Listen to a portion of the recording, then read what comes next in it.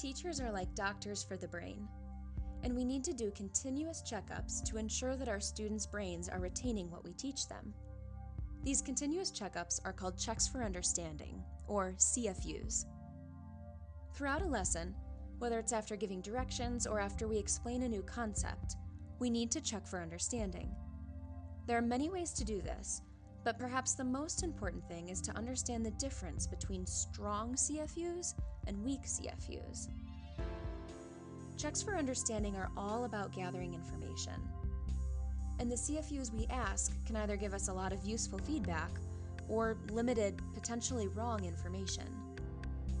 Let's look at some examples of strong, information-rich checks for understanding compared to weak, information-deficient checks for understanding. Let's say we've just put these directions up on the board. Now let's look at some weak versus strong checks for understanding to see if students understand these directions. On this side of the table, we have strong CFUs that ask our students to prove their understanding. But on this side, we're asking CFUs that yield little information. When we compare the two sides, the left table, the one where we are expecting our students to prove their understanding, yields high-quality information.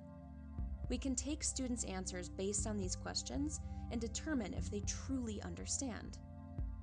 But on the right side, these are outdated checks for understanding that can often give us false positives.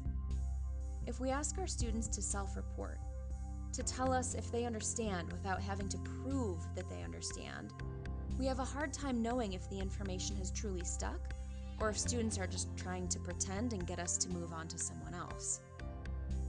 And here's an important thing to remember about false positives. At the midterm and end-of-year assessments, these tests are essentially one big check for understanding. These exams are checking to see if our students understand the material within the standards. So, the more rigorous we are with our own checks for understanding, the more we ask our students to prove their understanding, the better prepared they'll be when asked to later demonstrate their knowledge. So in your classroom, take a close look and determine if you're asking information-rich CFUs or weaker, less informative CFUs.